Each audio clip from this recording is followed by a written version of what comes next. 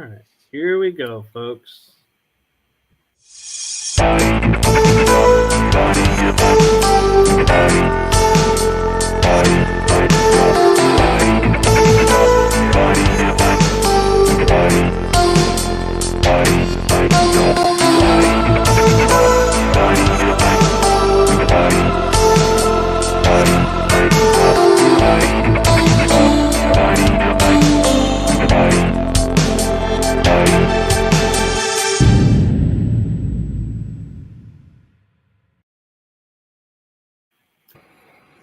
Hello, good evening and afternoon if you're in the United States, evening if you're in the UK. Welcome to Paranormal Versus with myself, Kell Ridley, and my co-host, Michael Koff.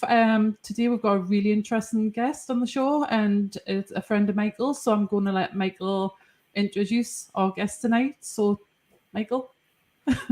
So our guest tonight, I had the privilege and blessing to meet in Egypt in 2014 on a tour with a friend of mine, and she has become a great friend, and we talk a lot, and we're learning. We've had similar experiences, and it's so nice to have someone to talk to about that. So I will save that for the show, and so it's my distinct pleasure and honor to introduce Kathy Tierney Cogliano to the show. Thank you, my dear friend. Thank you. It's a pleasure to be here with you both. Thanks for having me. It's amazing to have you on the show, so thank you for coming on. Aw, thank you. Welcome, Georgia. We're into the paranormal too, so you're in the right spot. So you sent us a really cool bio that's full of a lot of really cool stuff that I'm hoping we can touch on all of it, but we'll just see where it goes. But for those who haven't had the opportunity to meet you or hear you or see your writings, can you give a short little background of who you are and what you do? For me, I think like a lot of us, and we were kind of chatting about this prior to the show, is, it started for me as a kid. So I was, about 6 years old when my paranormal experience happened. And we had gone to visit my grandfather in the hospital. And back in the day, you couldn't go in as a child to go visit in the hospital. So we stayed outside. We kind of found a little hill. My grandfather came to the window. We waved to him from the window and he waved back. And that was the last time I saw him. So we went home. I went to bed. The middle of the night, I don't know to this day what happened. Something woke me up and I sat upright in bed. I shared the room with my sister, Karen. She's sound asleep. I looked over and then I looked into the corner of the room and we had kind of a small TV on a TV stand. And in filling the entire TV screen was my grandfather, very animated, talking to me. And I, as a kid, I was like, oh my God. And I dove under the covers. I was like, oh my God. So I must have fallen asleep, only to have my dad the next morning call the three of us kids downstairs to tell us that my grandfather had passed away. So that day we saw him was the last day I saw him alive, only he did come to visit me. I believe he visited me prior to his passing. I think he was in transition. Now, I know that this many years later, but I find it remarkable that he was able to work with that technology, I guess you'd say, of using the TV as a medium to communicate to me. I find remarkable. Other people I've told the story to, they find that remarkable as well. I'll never forget it. The interesting part of that story is we had a service later that week. Again, as a kid, it was the first time the three of us had ever been to a wake. And as I walked into the funeral home, I see across the room my grandfather laid out in a suit in the casket. Well, I start screaming. We called him Grampy. Grampy's not dead. I just saw him. I just talked to him. He's not dead. They had to literally bring me out of the funeral home and bring me back to my grandparents' home because I would not accept that my grandfather was dead, that I felt he was alive because he had come to me, he had communicated to me. And we are very close, my grandfather and I, and he still comes to me. I can see spirit and communicate to spirit. And so when he comes, though, it's interesting. He presents with the smell of his sweet tobacco, because he used to hand roll his own cigarettes. So he had the tobacco stained fingers. So usually if somebody will read me, a lot of times he'll pop in and they'll be like, oh, I smell this sweet tobacco. And I know, and sure enough, he'll come through and he'll have a good message usually. So that kind of was the kickoff for me, was having that incredible experience. But what's interesting, I never shared that experience with my parents. I never shared, the full experience of seeing him in the TV. I don't know why, even that young, I felt the sense of, yeah, you may not want to kind of talk about that one. And the same thing, again, as a kid, my father was in the Marine Corps, so he was a career Marine. His last station, we were all, went to live on base in Connecticut, New London Nuclear Sub Base. And so we're living, on the base, going to school there on the base. I was in 4th grade at the time. And so what is that, about 9? So I'm walking to school alone, which is odd. When I look back and tell the story, I think to myself, that's strange. Why wasn't I with my siblings or friends? But I'm walking to school alone, and I could see the school off in the distance, and we're on the base. We're on the military base. And I look up. All of a sudden appears in front of me this huge, massive cigar-shaped craft. Wow. And it just hovered right in front of me. It was probably just hundreds of feet in front of me, because it literally was between me and the school, and I was not that far from the school. And it just hovered there. And I can remember thinking, okay, there's no sound. I can remember noticing the sunlight glinting off the brightness of the silver of the craft. But then on the ends, it appeared to have these darker ends. But again, no sound. It hovered there for a good little bit. And then all of a sudden, I can remember, so this is where it gets dicey. I can remember feeling like I'm going to be late for school. And I started to run to school. And I was, in fact, late for school. Now, I have no idea. Now that I know what I know, and now that I have so many different friends who have had abduction experiences, who have been on craft, and I think to myself, I wonder what happened to me that day. I wasn't late enough that they called my parents, but I was definitely late. And I mean, okay, how can I be late if I was within vision of the school? I was in feet of the school, but yet here's this craft between me and my school, and I'm late. So I often wonder about that. But anyway, so there's the craft thing, and I have craft that come where I live right now, on very sacred Wampanoag land. I don't know if there's a connection with that, but the craft are always above my house. I have seen motherships. I go out there and I'll lay out in my courtyard, and the things I see are absolutely remarkable. So I do have this connection with our extraterrestrial beings, let's say. Wow. It continues to this day. That's pretty amazing. I've got a question about that, actually. A lot of UFO sightings seem to be around nuclear air bases.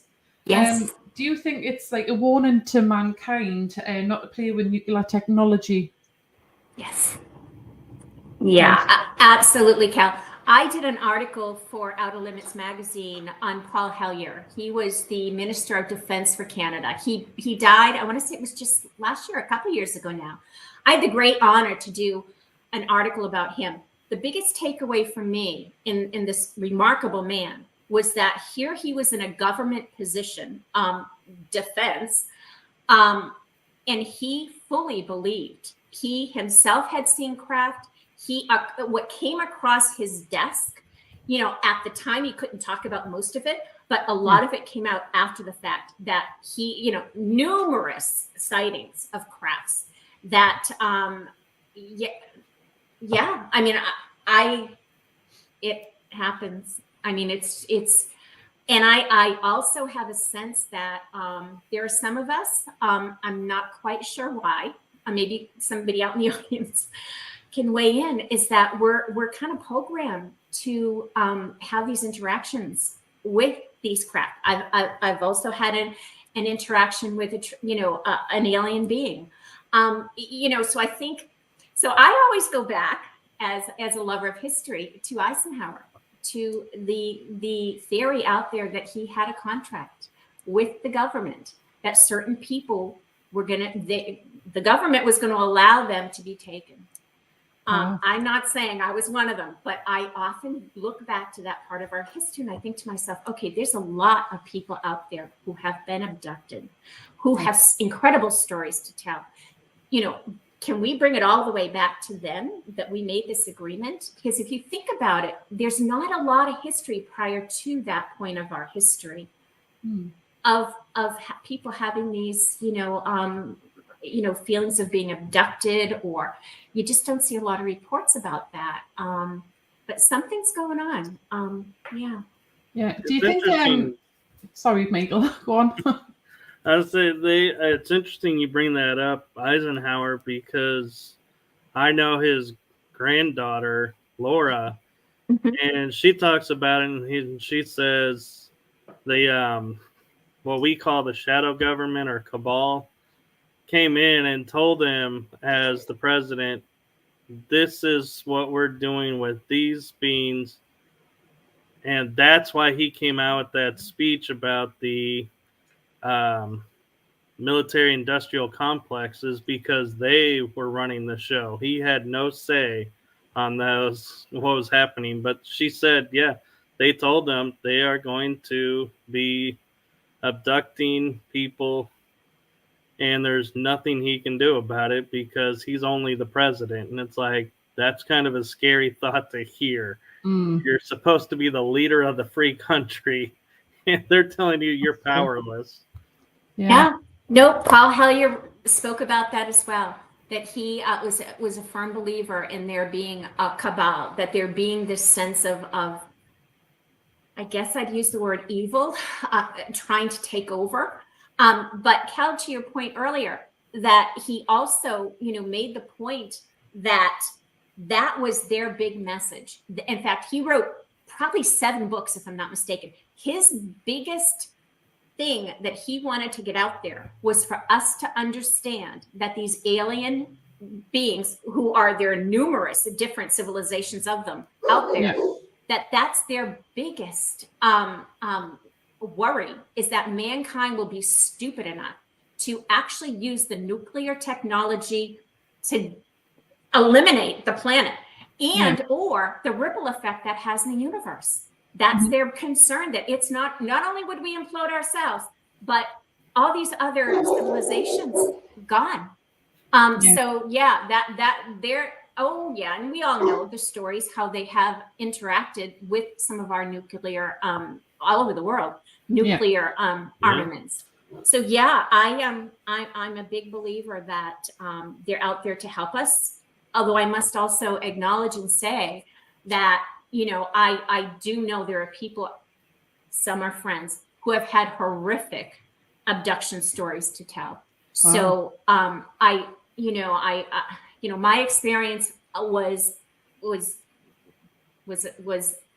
nothing compared to some of what they've gone through. So I feel a bit blessed that my interaction was not as horrific as theirs. Yeah, I was going to ask, do you think that the abductions are random, or are they taking specific people? I just have a sense, I don't think it's random.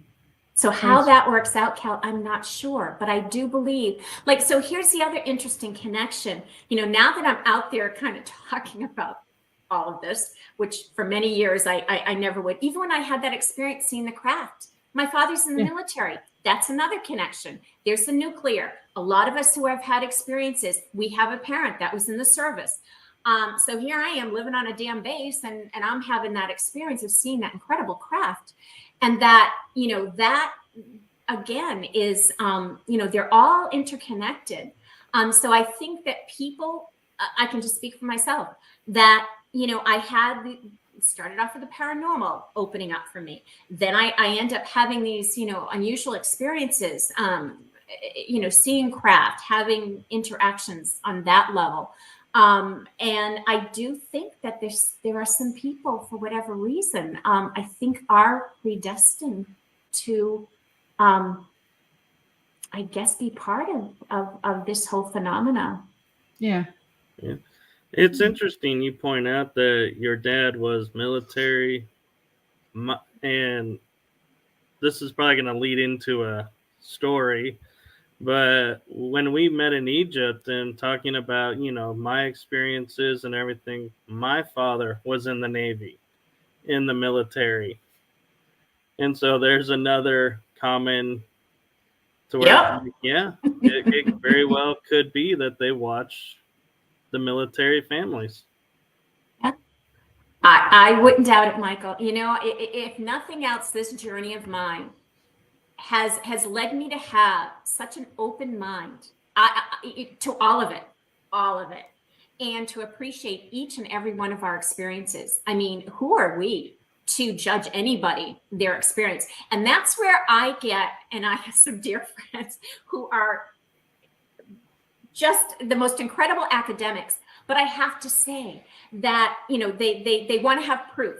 You got to have the proof. You got to have the photograph. You got to have, an eyewitness. You have to. And most of us who have had our experiences, there's never always have a camera, always have somebody standing next to you. So that's where I think I want to have my voice be heard, is that you can't always have evidence. Things will happen to you because they're going to happen. And so maybe your job is, like Michael, like you, Kell, we talk about it. Yeah. We share the experience, take away the negativity of it if you can, and speak of it, have it be your truth. And so that's kind of, you talk about my journey. That's kind of where it's brought me, is that I've been blessed to kind of have these amazing people come on my path, Michael, and be able to have a platform. Michael, look at you. You've got a platform. We're talking about this. It does not get by me that I think this is all part of our interconnectedness, for sure. Yeah. Yeah. Yep. I was grateful when Kell asked me to co-host this. I was like, sweet. There you go. Yeah. You got a platform, and we all have to use our platforms. Yeah. Yep, definitely. So going back to your grandfather, sorry for skipping backwards, but what did he actually look like? Did he look like he was like a character from a TV show, or? It was as though he was on the TV. It was as though he was alive. He didn't look sickly to me. He looked like my grandfather, but very animated. So to this day, I'd love to know what he was trying to say to me, because I didn't hear him. So it's funny now, because that's one of the clairs I now do have, is that I can hear things in the spirit realm. Yeah. And I couldn't when I was a kid, because I often think to myself, what was he saying to me? My sense as an intuitive is I think he was so excited that I think part of him knew he was transitioning, and that part of where he was going was mind-blowing. And that I think he had enough awareness to know that he was animated to tell me. So that also tells me, Kell, that maybe he knew something I didn't know at the time, is that I'm going to be opening up, having these experiences, being able to see, coin the phrase, dead people, and all that. Yeah. So he might have, I'd like to think that probably was what got him excited. Yeah. That's so amazing. And so you also said as a child you had out-of-body experiences. So what was that like for you? I got to tell you, that's freaky. So first one that happened, I was young. Oh, I'm probably guessing maybe 4, maybe 5. We were, probably more towards 5. We were living in Brockton at the time. We had a swing set right next to the house in the yard. And I was, again, I have all these experiences and I'm by myself. So there's something to that, I'm guessing. I'm by myself in the swing set, and I'm laying on my stomach across the swing. You know how you do, and you just kind of go back and forth. Mhm. And all of a sudden, I'm like above myself looking down, and I see myself swinging. But yet the thought in my head was, wow, I've got a really good, healthy body in this lifetime. Okay. So what 5-year-old has that thought? Wow. Yeah. And then it's like, and then all of a sudden I no sooner kind of look at myself, have the thought, I'm back in my body. And it's kind of like, okay, all right. Again, never spoke of it ever. The second experience happened, I was older. I was probably like 10 or 11. And I got the okay from my parents to walk up to this corner general store. It's probably like a mile away from the house, with an older neighbor friend and Maureen. And both of us are walking. And it's so strange. And I can just picture it clear as day. As we were crossing the walkway, we were crossing the entranceway to our elementary school. And I can remember I stepped off the walkway to start walking across the roadway. And again, it's like I flipped out of my body. I'm up above looking down. I'm watching myself talk to Maureen. I'm watching myself stop. I watch myself take the step, walk across the road, and step up back onto the walkway. And then all of a sudden, again, I'm like whooshed back into my body. And I thought, okay, to the point that I stumbled, and Maureen kind of caught me. She goes, "Are you okay?" And I'm like, yeah. Again, I had no idea what happened to me until later. It's like you kind of recall it and you're like, okay, wow, that was weird. Again, never talked about it. So, it's a funny thing. I don't know why I never brought it up to anybody. It's like you just kind of intuitively know, yeah, you may not want to share that stuff. At least then. Now I can. Yeah, and you want to know something really, really freaky? My parents, before I was born in the early 70s, for 6 months, lived in a haunted house in Brockton. And Michael, so this that's is why when you crazy. said Brockton, I was like, oh my God. I know. And it's funny because I, wasn't born there, but that's where I ended up having, once my dad got out of the Marines, we settled in Brockton. They built a house. And so my formative kind of grown up years, school years, were in Brockton, graduated from Brockton High. And yeah, oh, that's funny. And then we didn't find out till we were in Texas that Brockton is a stone's throw from Lilydale. Yeah, not so much a stone, but New York. Wow. Yeah. Oh, so okay, here you go. Here's a creepier little thing. I was born upstate New York in Lockport, New York, which was near the Erie Canal, way up near Buffalo. Yeah. Oh, Lilydale's on my list. One of these days, I would love to get to Lilydale. Have you been? Either of you? I have not yet. Okay. Yeah. One day. Yeah, I'll get there.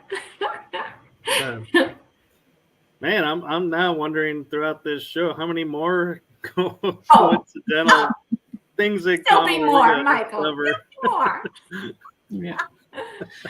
Can I just ask you, what techniques do you use to do the astral travel? Oh, so that happened without me having any preparation for that. Right. And that's almost like, Cal, at the end of my story of being, or my experience of being in the Great Pyramid, because once I got home from having that ridiculous experience, in particular in the Great Pyramid, was when I had the astral travel experience. And without giving too much of that bigger story away, I'm in bed and it's at night. It's probably about 2 or 3 weeks after I get back from Egypt. And these two beings, I called them angels. It's almost like they were like these beautiful angelic light beings come into my room, and literally, and it's funny because I've spoke about this, I've written about this. To this day, I've had people I tell the story to, they say, oh, that was an experience that actually happened to you. But then there's a little part of me that go, okay, was I dreaming this? But I have to tell you, the more I speak of this experience, I don't think so. It was so real. So they come into the bedroom, and one gets me under one arm, one gets me out of the other arm, and out of the bed I go. And then up we go through the house.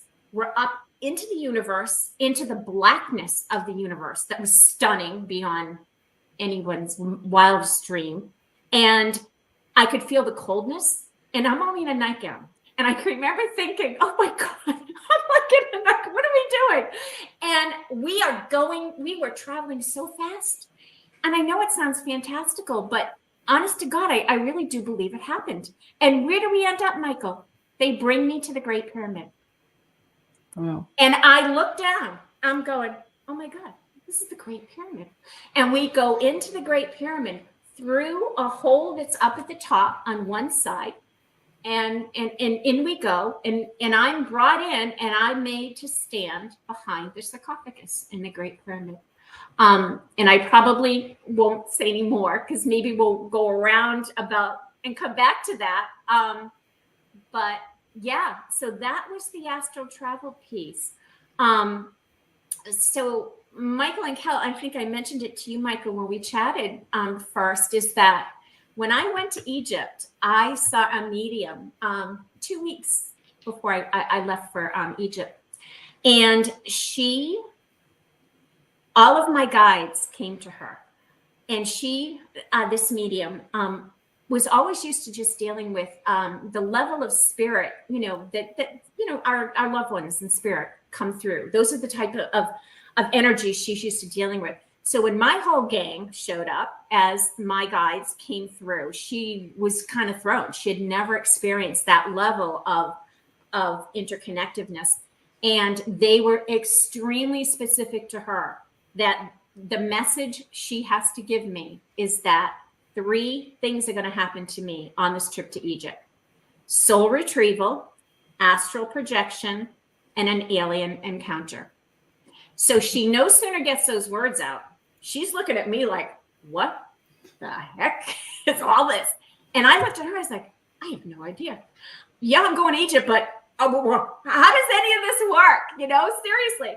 And so we both just kind of let it go. And so I kind of, not all the way, but kind of, it wasn't in the forefront of my mind when I was traveling through Egypt until I got to the Queen's Chamber. And then it was like, holy crap. So yeah, it all happened. All 3 things happened. So that's why, Kell, when you ask about the astral travel piece of that, I think to myself, okay, it probably wasn't a dream, because they foresaw it. They told me about that before I left. And very skeptical, thinking, how's that going to happen? But then as I tell you that story, I mean, that's why I think it happened, is that they saw it happening to me. They put it up front that, yep, so astral travel. Wow. So yeah, it was an incredible journey to Egypt. So and to think I had to travel that far to meet Michael. Yeah, and we actually got a question in the chat group for you. Oh, sure. Matt Atkinson wants to know, what is soul retrieval?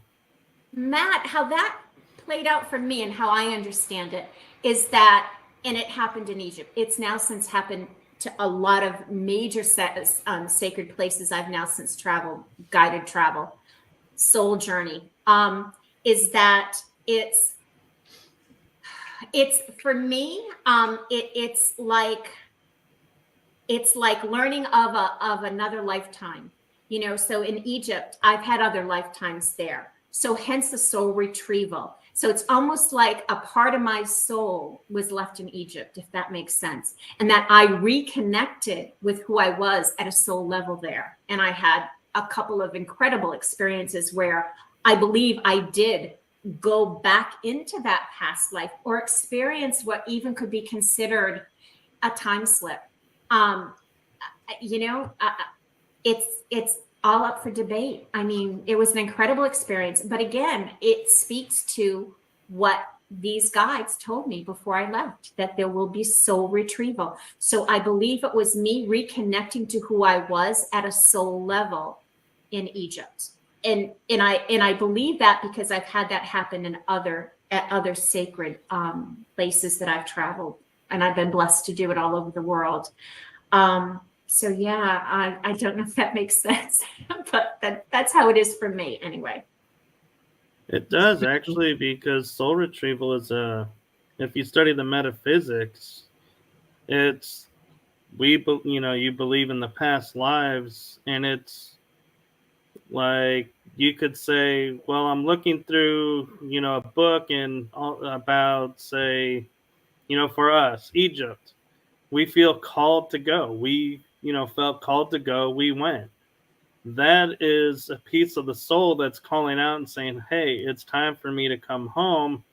We go, we have experiences, and it reconnects with us. And it's interesting because you and I were talking about this before Kell came backstage about soul retrieval. Is it changes you. It's like when you go somewhere you feel called to go to, you complete the journey there, you feel different leaving. And I think it's because that piece is integrated back in and has shared everything it's learned. And so it's like now you have this new knowledge, and you've got a new personality almost somewhat, because you got a new piece of you back. Perfectly said. That's exactly what happened. And then I'll take it a step further. I believe on a soul level that all of our past lives are integrated into our soul. And there are some key past lives that we will incarnate with over and over again, into bringing with us in that incarnation past talents, past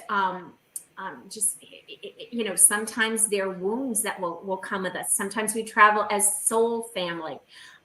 So for me, it's all that, and that there comes to you a remembrance of like when I first got out of the car and I turned and I could see from the Mena house, Michael, the pyramids. They're like right there in the Giza Plateau. I know. I was like, holy cow. Oh my God, that hit me like I can't tell you. And the first thing I felt like, I'm home. That was the first thing that thought that came into my head is I'm home. And so you're right, Michael, you're spot on with that. That's exactly what I think happens, is that there is that soul recognition of part of who you were. You're home.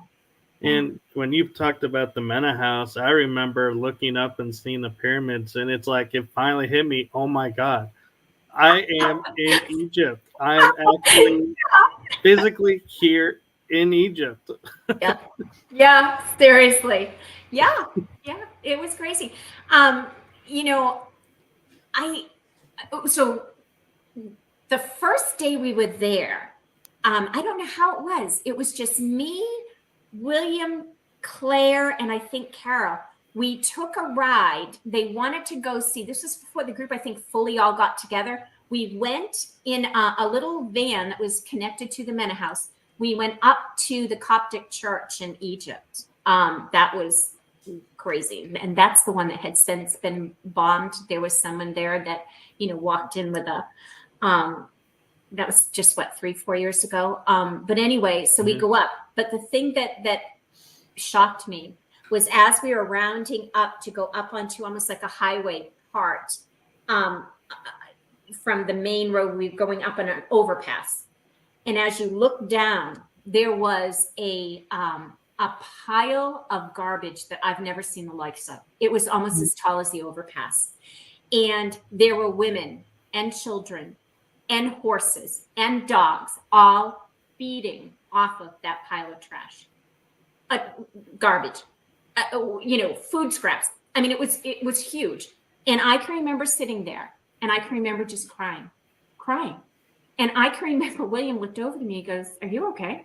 And I said, my first thought was, how can my people have this? How can they live like this? This is not right. So it's almost like, again, the past life thing. It's like, how is this happening? It struck me so as such an abomination that in this day and age that there are people who are out there, women, children, animals, eating out of a pile of garbage. But it's interesting. That is one of the takeaways for me with Egypt, is that it's parts of it are very modern. Other parts, you step back in time 2,000, 3,000, 4,000 years, and it hasn't changed at all. You go down some of the tributaries of the Nile, and you see people living in mud huts. I saw a little boy coming out of a mud hut, and he's gathering drinking water out of this tributary in a bucket, and what's floating by but the carcass of a horse. So it's like, but it was like you step back in time. I mean, there are still some people that are living that way. Wow. And not just Egypt. I'm sure it happens all over the world. But you really feel that when you're there. You see that drastic difference of beautiful Egypt now, and then it's still in many ways like it was thousands of years ago. Yeah, I've traveled and I've been to the UK, France, Mediterranean, and all kinds of places, but Egypt really is the one that it's like, as you're walking to these temples, or you're walking through the sand, or driving through, like you're saying, I literally could feel myself going, this has not changed. It's literally been untouched, unkept, and I'm literally walking where Pharaoh walked, where peasants walked, priests walked, and it's like, you can't help but feel like a connectedness to the land of, oh my God, I am literally walking in history, and now, say 40, 50 years from now, someone's going to be walking here and going, wow, I'm walking where. And when we take our photographs, where you see the temples off in the distance or this or that, it's like kind of humbling to know I don't really have to write where this is, because 30, 40 years from now, people are going to be able to stand where I was standing going, this is where he took the photo. Yeah. Yeah, it's the ancient land of Kemet, and that, that's the ancient term for Egypt. And what it actually translates to is the land of the black soil. So Egypt, during times of the year was very rich, in its soil. But then, of course, we all know there are times of drought, and the Nile wouldn't rise the way it normally would. So, they've lived and died along that tributary of the Nile, and it still goes on. And it's incredible to think too that I remember William telling us, like one was the temple of Philae, Isis's temple. Oh, Isis. He routed the Nile River to build that temple. And it's like, they had the knowledge to move the river back then. It's like, today we look and we're like, God, this is such a major feat. And I'm like, these people were like, no modern equipment, and they're moving an entire huge river. Wow. And what's interesting about that, Michael, is the Temple of Philae was moved again in modern times because they built the Aswan Dam. So piece by piece, the temple, they reconstructed that temple and moved it to another island. So think about that. So you had the ancients doing, rerouting a river to have the Temple of Philae. And now, because of the waters rising, because of the dam we're building, they had to move it again. And that to put it back so seamless, and that was a power pack place for me. I don't know about you, but it was like I could feel the ancients lining up to welcome us there. It was just stunning. And we saw the dawn come up. Yeah, I know. We had to get up super early, and it's like all of us were like, why on vacation stumbling are around we like, oh my God. at this hour? And then we saw the sunrise, and it was like, oh my God. I have pictures of us sitting on those stones with that sun coming up. Yeah, just gorgeous. Yeah. Yeah. Maybe what I should share is, because it just, we no sooner landed, our first foray out was as a group to the Giza Plateau.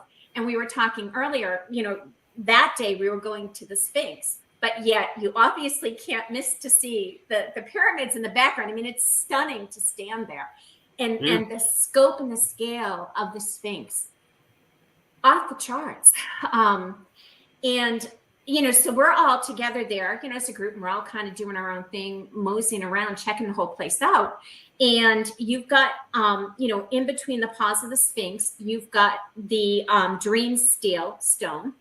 And then there's I don't know if you noticed and remember this, Michael, there was a small like altar stone, again, centered right between the paws of the Sphinx. And I can remember being extremely drawn to that stone. And what really got my attention were there were 4 holes burrowed into each corner of this altar stone. Now I'm calling it an altar stone. I don't know. I just feel it was an altar stone. So that's interesting in of itself. And so I go up to it and I'm standing there and I can remember I put my hands on it and I thought, oh, it was like an electrical current went through me. And then I can remember I looked around and there was nobody around me. And I thought, okay, that's weird. And then, but see, this is how it works for me, is I usually have these extraordinary experiences of either a time slip or jumping into a timeline or jumping into a past life. And I'm alone. So I'm made to be alone. So I've started to get a little smarter about this. I can see it start to play up when I've been to certain places and I find myself alone and I kind of go, okay, get ready. But that particular day was when and again, I spoke briefly to you about it, is that I don't know if I can call it a time slip. I feel it was, for whatever reason, I jumped back into a lifetime I had there. And all of a sudden, I'm in front of this stone. Then all of a sudden, I'm part of a procession. I'm in what I know to be a female body. I can look out my eyes in this body, who I am. And I look down, I'm dressed in all white. I'm in a long, long type of dress. And I'm carrying an infant child. And it's a male. I just intuitively knew it's a male child. It's swallowed in the most beautiful golden cloth. And then I can remember my procession. I'm in front leading this procession. There's a group of people behind me. Most of them are female priestesses, is how I recognize them. And we're approaching this altar stone. And what this altar stone had 4 posts coming up from the 4 corners. And draped above the 4 posts in a tent-like effect was golden cloth. It was stunning. And then behind the altar stone was a whole group of priests, men, who were dressed all in white. And there's one head priest who stood right behind the procession. And as I approached, I can remember thinking and noting, I wished I noted more, that the Sphinx was painted. It was painted this tawny colored. And I can remember thinking, okay. And then I noted that the dream steel stone was not there. So that to me tells me that whatever was happening that I just jumped into happened a very long time ago. And so I approached with this child that I intuitively know is not mine, but I'm carrying this child.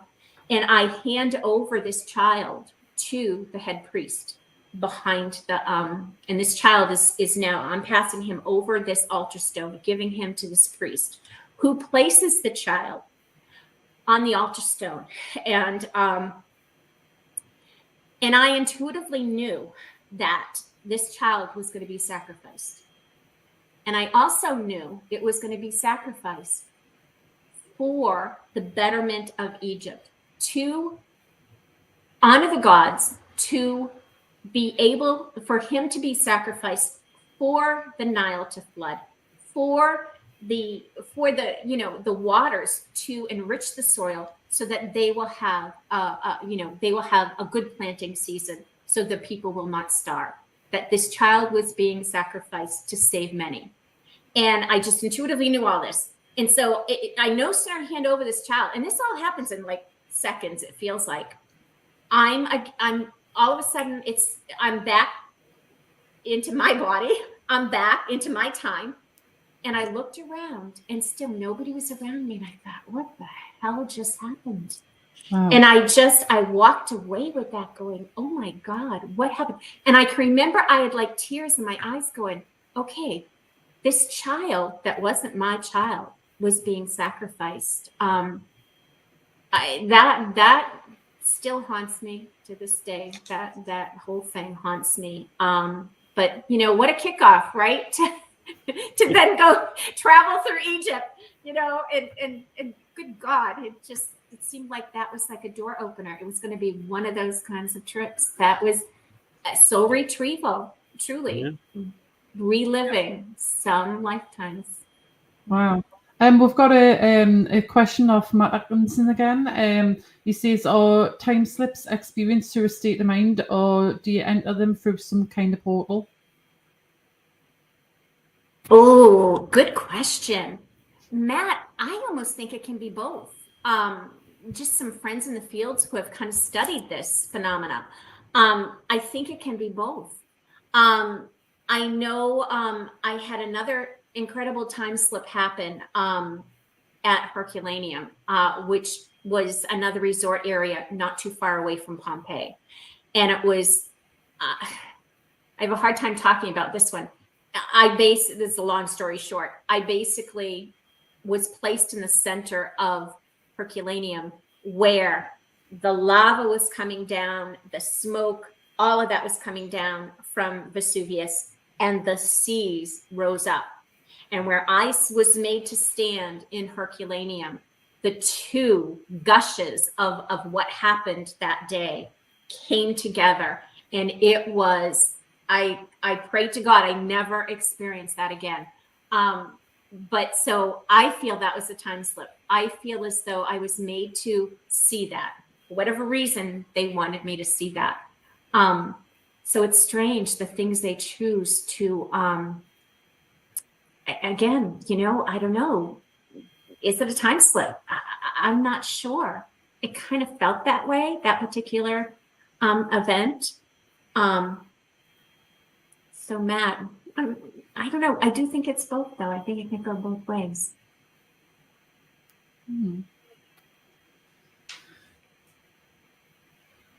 So here's a question for you then. Do you think that the feeling of deja vu when visiting a certain places could explain previous past lives that you've had at that particular location? I think so. Sure. Deja vu. Yes. You know, I think part of what it is for me, guys, is that and again, this goes back to a past life. I am very susceptible to the solar earth energies. I'm very susceptible to ley lines. I'm very susceptible to electromagnetic anomalies. So, and if you put all that together, that's where most of your sacred sites are all over the world. Yeah. Hence Egypt. Hence, and I've been all over the world. And that's the common denominator from most of these sites. And that tends to be, for me, the common denominator of me having these extremely crazy experiences. I think on a soul level, I remember working with those energies. I know I have in the past. And that coming into this incarnation, I carry that susceptibility of realizing and recognizing and working with these energies as a healer. And I've studied a few different healing modalities, you know, all guided. And one of the, you know, one of the things I brought with me, Michael, I don't know if you remember this, is I was guided, not in Egypt, but in Guatemala. I was taking a very specialized Avesa Quantum Healing training class in Guatemala. And that's where I got my Egyptian healing rods, my wands of Horus. I have them right here. And so that's why I was guided to bring these with me to Egypt to be energized in the Great Pyramid. Michael, do you remember when we got off the bus and we were told we couldn't bring anything into the Great Pyramid? And you said, give me your rods. I'll put them in my pockets. You had like a big sweatshirt on. And I'm like, oh my God, I have to bring the rods in. And you tried to smuggle them in. We got caught. Actually, I think we got them through. Well, you know how we got him through? Emil, our guide, he knew what I was trying to do because I'm all upset because they took him from you. And I said to Emil, I got to get my Egyptian healer. They got to come into the Great Pyramid with me. And I don't know if you were there, he argued in Egyptian with these two guys. Like, I thought they were going to come to fisticuffs. I mean, I thought, oh boy. And he argued for me to get my healing rods back, but they wouldn't give them to me. They gave them to him so that he put one in one pocket, one in the other pocket. And that's how they went into the Great Pyramid. So, yeah, I mean, that whole trip was just so crazy. Yeah. Yeah. So they were supercharged in the Great Pyramid. They were so powerful, I've learned after the fact, that I was not meant to carry them into the Great Pyramid. Had I carried them in, I would have gotten very harmed, I've been told, because of the high energy of them being energized in there, that I could not actually hold them for about 6 months after I got back from Egypt. And the first time I took them out to do a healing on a dear friend who was having some issues with kidney stones, she's sitting in my couch back here. And I have a big square coffee table in front of that couch. And she's sitting there and I'm zoning in and I'm, using the rods. And the minute I picked up the rods and held them and stood in front of her, I was thrown backwards. If that coffee table wasn't there, I would have landed flat on my butt and I fell into the coffee table. And she's like, oh my God, what just happened? And I said, I have no idea. But I mean, that's how powerful they are now. So I'm very selective when I use them because they're supercharged would be a good word. Yep. Yeah. And that, again, that's another thing I have been told, I've had numerous people after going to Egypt see different lifetimes from me there. There's a common thread in all of my lifetimes, and it's being a healer, and it's using these earth energies. It's using things like these healing rods. It's crazy, but it's all, again, it's related to the soul retrieval piece of what was what I do. Yeah, and it's interesting because I was reading like you do Reiki too. Remember after every adventure we went on after dinner, we'd all be at the table and it was like, okay, time to go around the circle. And yep. I was like, my hands, I was like, I could just feel like everything from the Nile to where we were. It was like, I was like, I never felt anything like it, but I was like, man, I was just like, I found myself like going, okay, I'm feeling tired, but we got tonight. And it's like I would all of a sudden get like another wind. It was a trip of many lifetimes for sure. It was most magical. It truly was, on so many levels. Yeah. But again, it's like, who goes out and gets Egyptian healing rods? Seriously. But yet I'm guided to go to Guatemala, which is, that it was a tough country at the time. There was a lot of upheaval. And my family thought I was absolutely crazy. My parents were begging me, don't go. And I'm like, I'm going to Guatemala. Middle of the night, book the flight, jump into the class, take the last, class, one more person in the class was allowed. I took the second to last seat on a plane. I mean, it's stuff like that. It's just, I've learned to kind of go with the flow with all of this. And so here, I'll share an interesting story that will explain a lot of things I think I'm going through. Is years ago, before I got on this path, before I went to Egypt, I was taking Reiki. I was just drawn to that type of healing, using the energies of that. So I take Reiki. And I was taking it with a master Reiki woman who was lovely. Her name was Nancy. And, she was a medium, she was a psychic. So she had the whole package. So she did a reading for me. And she said to me, and again, my guides come through. So again, she wasn't used to that energy. So she's like, okay. All of your guides are here. And They're telling me and they're showing me you are standing at the edge of a cliff. You've got your toes curled over the edge of a cliff, and they're asking you, are you ready to jump in? Now, I knew exactly what they were talking about, and I didn't hesitate, and I said, I'm jumping in. And ever since then, I have been on a fast track that you read about. I mean, so much exploded for me, guided to do all these things. Go to Guatemala, go to Egypt. I meet these key people like William and Claire. I then go forward and travel with them to other places, sacred sites around the world. And it's crazy. It opened up this entire whole life for me. And it's because I took the risk. I knew if I was to take that leap of faith, I would be protected. There'll be a net under there somewhere.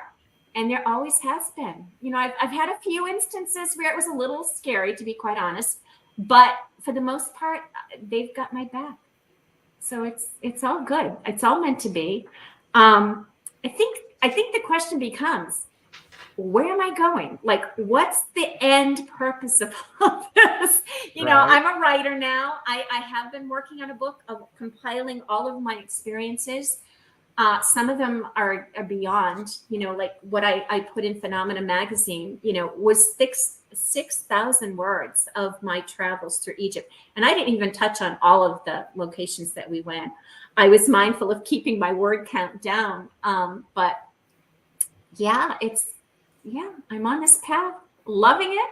It's awesome. I get to meet people like yourselves and talk about it. So I guess that's my purpose here, I guess, is to just talk about it, write about it, and share. That's excellent. Do you believe that people are actually born with these special abilities, or do they just develop them over time? You're born with them. I do. And then I think there is that piece of past lives can come into it. Yeah. I mean, what I'm doing, what I'm guided to do is definitely all past life related. But I do believe that there are people who we all have the abilities. It's whether you want to tap into them and learn more about it and accept, like for instance, I think we're all, everybody says, we all can communicate to spirit. It's just a matter of allowing it to happen. And I do believe there are people out there who are good teachers who can enable us to learn techniques to connect more so to spirit. I know, Michael, you go on all your investigations, you've encountered God knows what, I'm sure, in all of them. And I think innately, I think all of us come in with the ability. It's just some of us choose to have it come through and own it, and or some of us want to learn more and take classes and hopefully are guided to a good teacher. But yeah. Wow. That's amazing. I mean, I've had a past life experience myself, and my best friend, I got told off a medium that I basically killed myself when I was pregnant in the past life, by jumping off a bridge, and apparently my best friend was that child that I sort of murdered. So my best friend won't let us live it down that apparently I killed her in the past life. Oh my goodness! Wow! But that you both have come together in this lifetime. That is so interesting. Yeah. Wow. At least I'll ever live in this lifetime. That's what you keep saying. Well, so what that tells me, though, is that you were given another chance with that soul. That you kind of got it right in this lifetime. That she's there for you. That you now know who she was in that past lifetime to try and make a bit of an amends to what happened. Yeah. Wow, that's cool. There's a whole big story about it. I had it published in a magazine years and years ago, about 20 years ago. So it's I've learned a lot about it. It's been a long journey with that one, but I don't really talk about it as much than what I do with the paranormal. So with you talking about obviously the past lives and stuff like that, I thought I'll bring it up to you, see what you think. Yeah, that is amazing.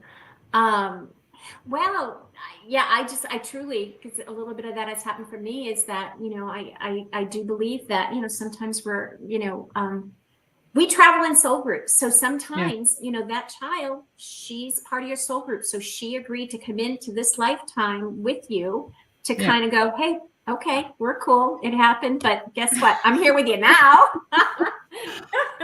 And we're friends. Yeah, like I say, she won't let us live that down. She keeps calling us a murderer and stuff like that.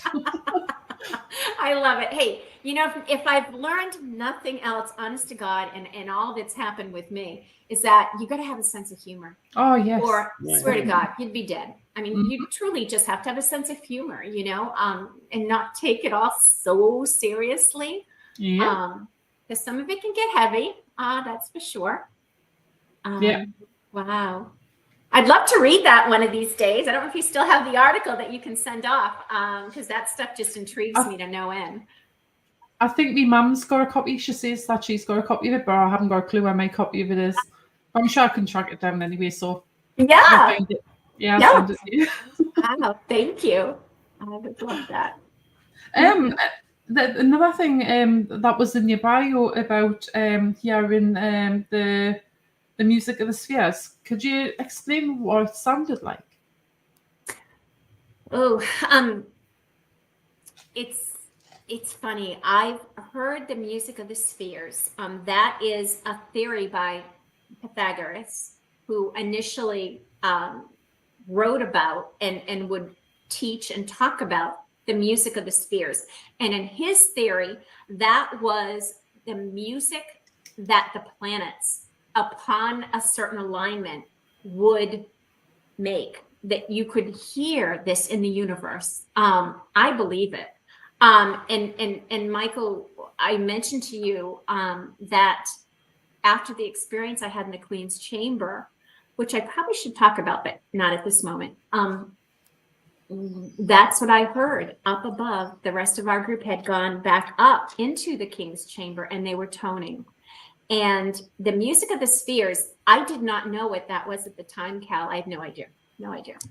But yet I stood there in the Queen's Chamber, and what I heard was so otherworldly that the words came to me, music of the spheres. And then, like a lot of times what happens to us is that you'll hear something like that. Okay, music of the spheres. Never heard about that before. All of a sudden, everything that's on your path is music of the spheres. Pythagoras, you know, you go down the rabbit hole and you learn about it. I'm going, oh my God. So that was what I believe I heard my fellow travelers toning. It started off in human voice.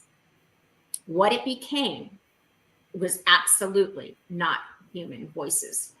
I believe at some point that I think the music of the spheres came through. And William Henry recorded it. You know, I don't feel I can share it. I believe at some point, Michael, somebody put it out on, I don't know if it was William or Claire, I'm not sure who put it out on, you know, into the internet. I don't know if it was YouTube. I'm not sure. It was a while ago. But I recently sat down as I was writing about my experiences in Egypt, A Soul's Journey. I replayed that recording, and I almost fell off my chair. I was like, what the hell? So, whoa, totally forgot how crazy the sounds of that was. And Cal, I believe it was the music of the spheres. I really do. And then I heard, again, this music of the spheres, for whatever reason, is now a part of me. And I actually was being guided. You know, I get these little pulls and yearnings, and my guides kick in, and I was guided to go to Scotland in 2019.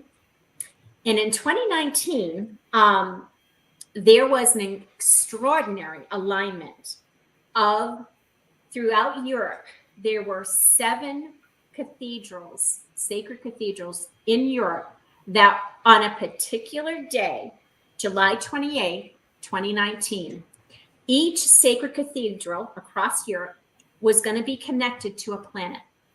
And through that planetary connection was also a connection to the chakra. So it was an earth and a celestial connection. So Rosslyn Chapel which I was guided to go to Scotland, was part of the itinerary, was to go to Rosslyn Chapel.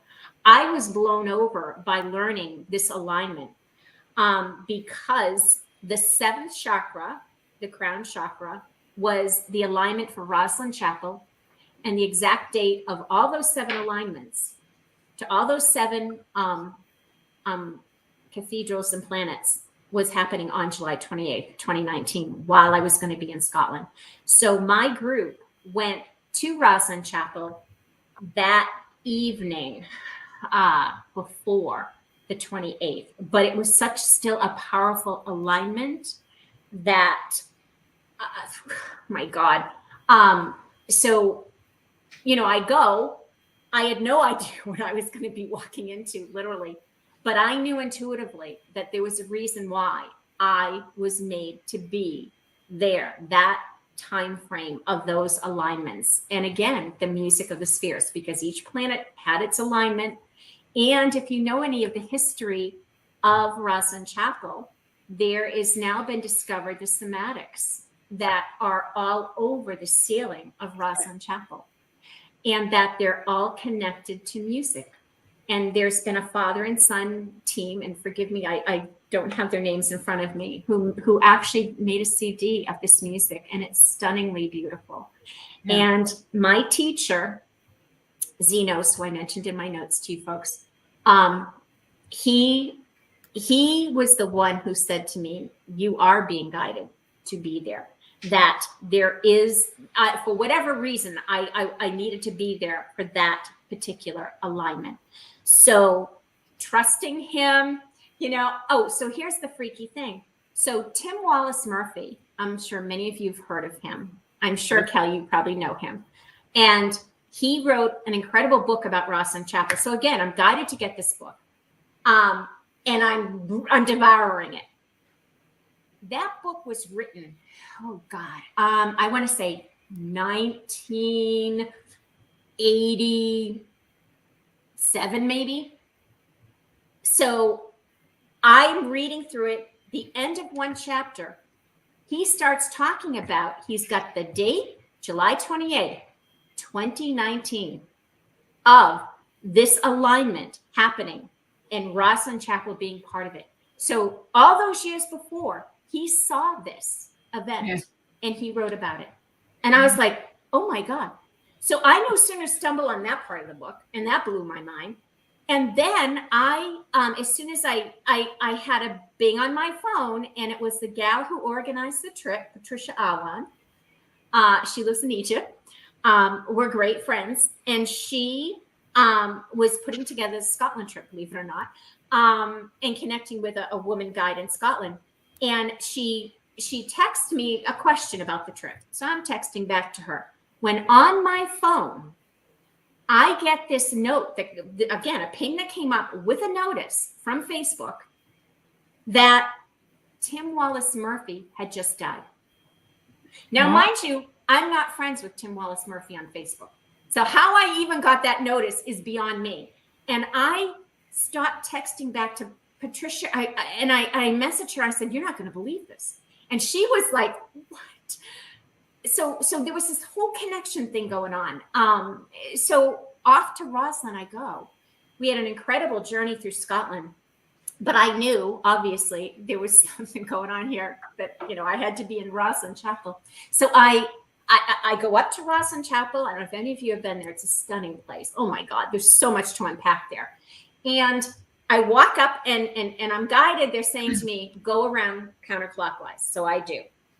And I go in a side door. So if you're looking at Rosslyn, I go around clockwise and I go in this side door. And it brings you into an aisle that lines up with the altar that's right in the middle of the chapel. And then there are seats, you know, on either side of this aisle. So I'm guided. So we had a private tour at that point. So we waited to the public time. So it was after 6. We had the whole place to ourselves. And so my travel gang, they're all kind of in the pews. Everybody's kind of just, you know, tapping into the whole essence of Rosslyn Chapel. So I walk up and it was like something took over my body. Can't tell you. I walk up I'm made to stand on a certain stone. And I can remember I had the vague thought that, okay, I have two friends who are right next to me. And I can remember thinking, that's interesting. And then all of a sudden, my breathing starts to literally go off the charts. And what happens for me is I can adjust my vibration through breath work. And I learned to do that in Guatemala. So all of a sudden, without me consciously doing it, I start to get into this phase of this breathing that's rapidly accelerating my vibration. And as soon as that starts to kick in, I have an outer body experience. And I can remember I could see the stained glass ahead of me behind the altar. And I can remember I held on to that little snippet that I could see of the stained glass, almost like to anchor me where I was standing. And then I realized that, okay, I'm gone. Something's going on here. And what happened was, and honest to God, guys, I've never really talked about this before. I had a friend Derek, who filmed what happened. And it's so eerie for me I've only watched it once because it really bothers me to see. You can see that something happened. My eyes go back in my head. I'm clearly not there. And my other friend, Jane, who was there, could see, she's a very powerful lady. She came up to me because she knew something was going on there with me. And she put her hand on my back and she said she could feel me leave my body and she felt something else come in. So I then, what I was shown was I go up somewhere. I honest to God don't know where I was, but what I'm shown are the workmen of Rosslyn Chapel, all those thousands of years ago or hundreds of years ago, 1300s, I believe it was first built. It was built on, they showed me, it was built on, now I know none of this history of Rosslyn, mind you. It was built on a very ancient site prior to Rosslyn Chapel. It was an even older site that was on a pilgrimage pathway of initiates. And that was one of the places they stopped. And it was almost as though, I don't want to say Stonehenge, but there were stones there. It was a place of just being very ceremonial in very ancient time. And so like a lot of places, you will have repeated building on these sacred sites. So again, it's the ley lines. There's water underneath of Rosslyn. There's geomagnetic anomalies. So it all locked in that here I am having this experience and they're showing me this. They're showing me Rosslyn being built on this sacred site. And that they then showed me that there were two men who were part of the traveling stonemasons. And they had their own guild and everything back in the day. And again, mind you, I had no idea what any of this was at the time. And they showed me how they encoded these two men who were, let's just say, otherworldly might be the best way to say it. They were instrumental in encoding the somatics of the music of the spheres into the ceiling, into the actual bones of Rosslyn. And that they were using these special tools too. See, none of this is familiar to me, so I'm not even quite sure what I saw. One of the tools had what looked like a white encased piece to it. And for whatever reason, that was the toning instrument, if that makes any sense. So it was remarkable what I was shown. And then what started to happen was I started they were downloading information to me. So I started writing. This is what the witnesses tell me. I start writing as though I'm noting all of this that's happened. And then all of a sudden the energy shifted and I start to stumble, and Jane got up and caught me. Derek got up, helped me, because I started to collapse. I'm not sure what was happening at that point. They get me to sit down, and I continued to take what I only can call take notes. It's as though I'm doing automatic writing. It's as though I'm recording these. Now I have a sense about this, the music of the spheres. That's what I'm writing down. And they all witnessed it. It was filmed. So Roslyn to me, my God, is a place of the most magical wonders. And then to actually be guided to be there for that date, for that alignment, to me is beyond. And here's somebody, I had no idea a few years ago what the music of the spheres were. And now look at, it was off the charts. So here's the cool thing. When I got home, I had an appointment with this woman who does a lot of body work, healing work.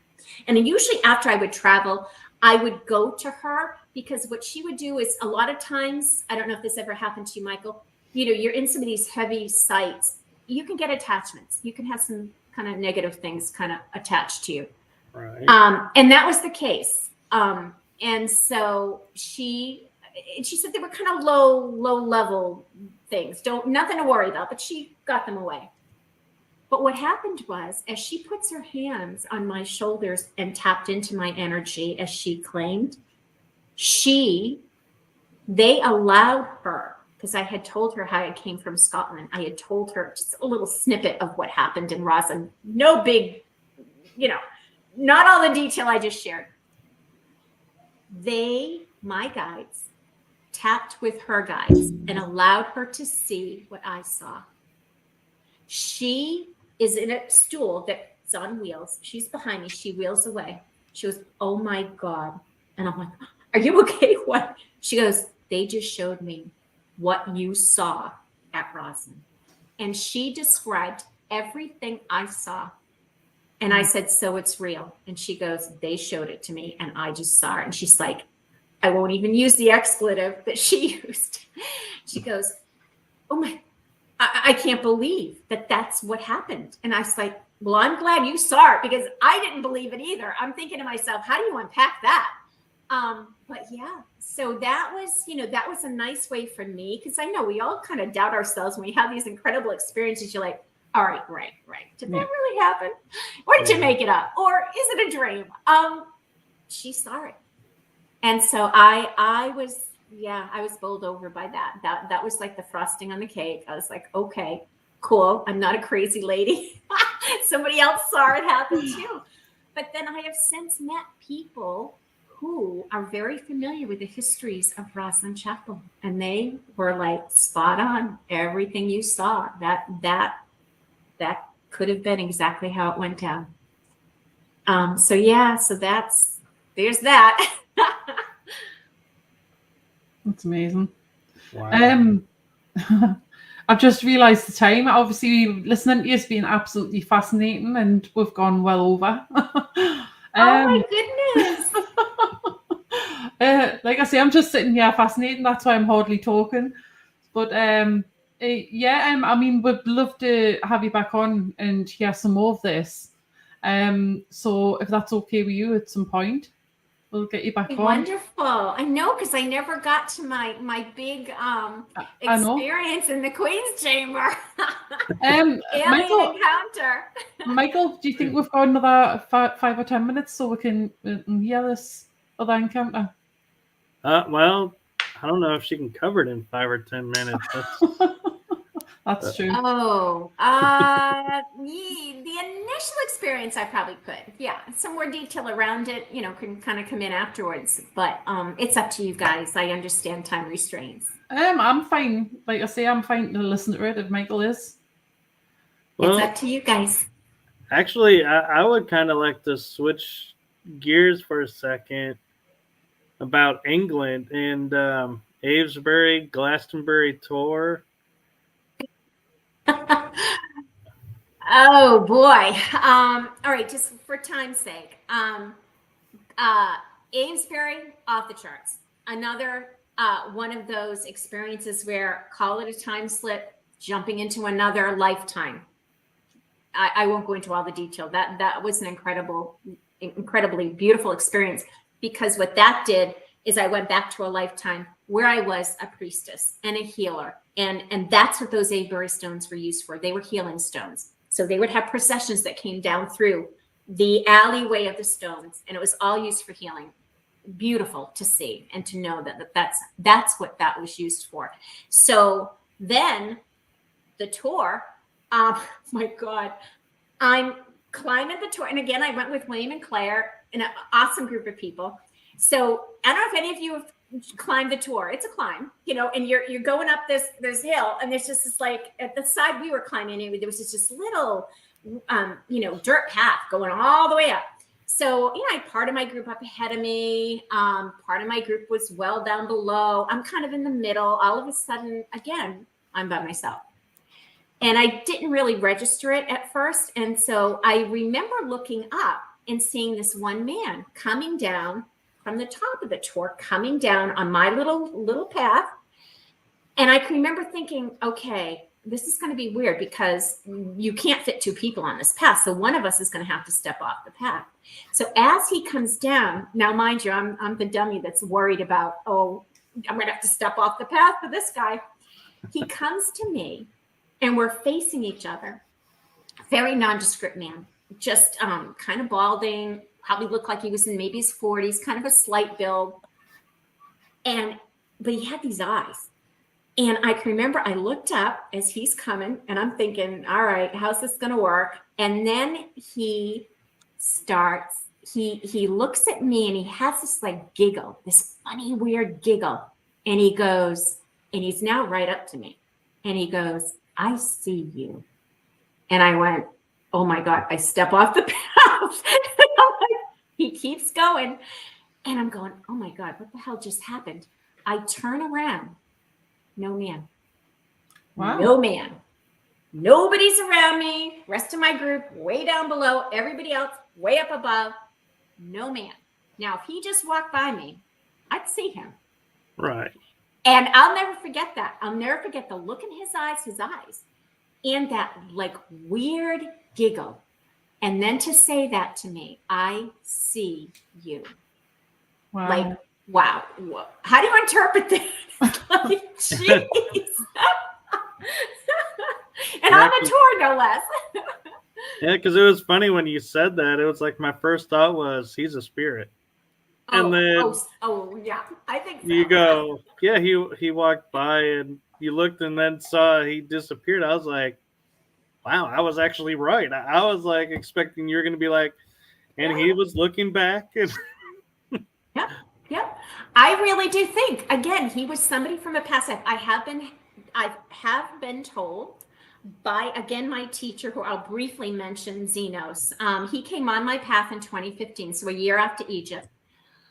He, in this incarnation, lived in Australia. I met him through a mutual friend, and he asked me to be a student of his. And I was blown away, because this man is so powerful. He, very high level soul. He could incarnate at will. He's had some incredible past lives. I won't go into that. And here he's asking me if I'd be a student. And I thought, oh my God, okay, yeah, because this mutual friend, she was also a student of his, and she was far more advanced than me. So I'm thinking, this is pretty cool stuff. So he was on my path for 3 years. So I have 5 letters from him that are filled with the most stunning ancient information. He unfolds everything for me. And he's the one who, unless he would tell me about a past life, only if I had an experience where I maybe relived it, or if I'm remembering it, he would not say anything else. And so he was always very engaged when I would do my sacred travel, because he, of course, knew that some of what was going to happen to me was related to a past life. And then I'd come home and I'd write about all my experiences and email it to him. And then he would break it down, and it's absolutely remarkable. So there's a book there, because the information, I just know now that I meant to share a lot of these teachings that I've been blessed to have through him. He was a Druid. He was a high priest, and I was as his student, I was at the Bardic level of my Druidic training. And what's interesting about Druidism is that it's not a religion. It's a philosophy. It's a teaching, ancient teachings. And so, and he died in 2018. Yeah, so I've lost him. Mm-hmm. But I've been told we meet on the astral plane. There are times where I feel him near me, like it's off the chart stuff. And he's there. So he's still helping me unpack this crazy, crazy ride that I'm on. So, yeah. Well, our condolences to you for your loss of your teacher. Yeah, that was a tough one, but he's there, and that's cool. That I'm still having communication from him, so it's all good. Yeah, all good. Well, Kell, I think you're being told it's time. Can you hear that? Yeah, I think she's getting a bit sick of being stuck in the other room now, so she's barking to let us know that she wants to. Oh, who's that, Kell? That's my dog. Venus is her name, but we'll call her Woo. She's I love it. A Neapolitan Mastiff, and she likes to be the star of the show usually, so I have to lock her in the other room. Oh, I love it. Mine is somewhere asleep. Her name is Kali. I named her after the Egyptian goddess Kali. Yeah, I've got a cat called Kali. Somewhere. I've got a cat called Kali. Oh, no kidding. Spelled the same way yours. I love it because my dog, she's a Cavalier. She's black and tan. So I knew she was going to have a special name. And in Sanskrit, Kali means the black one. Is your cat black? She's grey. Oh. Yeah. Close enough. There you go. There you go.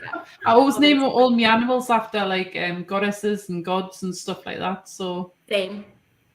Yeah. You got to think about those names. Yeah. For sure. Especially when I had a hamster called Loki. Oh, good name. Yeah. Little trickster.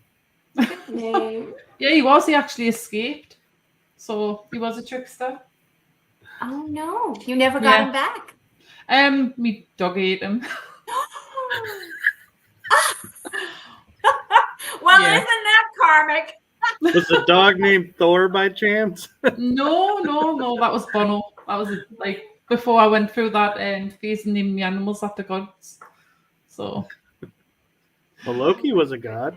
Yeah, I know. But that was the first one, I think. Yeah. Hopefully he's going to incarnate at a better level than Yeah. Or away from dogs. Oh my goodness. Yeah. Be bigger than a dog. Mm-hmm. Yeah. Oh my goodness. Well, I think we better wrap it up there then, Michael. Yeah. Yep. Yeah. So, whereabouts if people want to see you or speak to you, can they get in touch with you? That's probably best done by Facebook. I'm on Facebook under Kathy Tierney Cogliano. I can share an email address as well. I wouldn't mind anybody emailing. And that's a bit of a long one. It's adornedbykathy@gmail.com. So it's ADORNEDBY Kathy KATHY@gmail.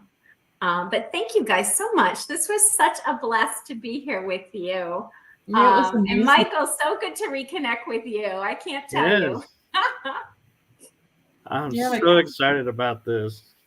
Yeah, we definitely need to get you on again to hear the rest of your story as well. So thank you. Yes, I'll delve into what happened in the pyramid because both of us had our experiences in there for sure. Good Lord. Yeah. Oh yeah. Yeah. So definitely, I would love to be back and have you have me back. Thank you, guys. This was wonderful. Michael, who will go on next week's? 2 weeks time show. Your mate, Craig Morris. Oh yeah, Craig. My medium friend. Brilliant. Nice. So anyway, I'll let you close up then, Michael. All right. Well, I'm having a here we night go. off.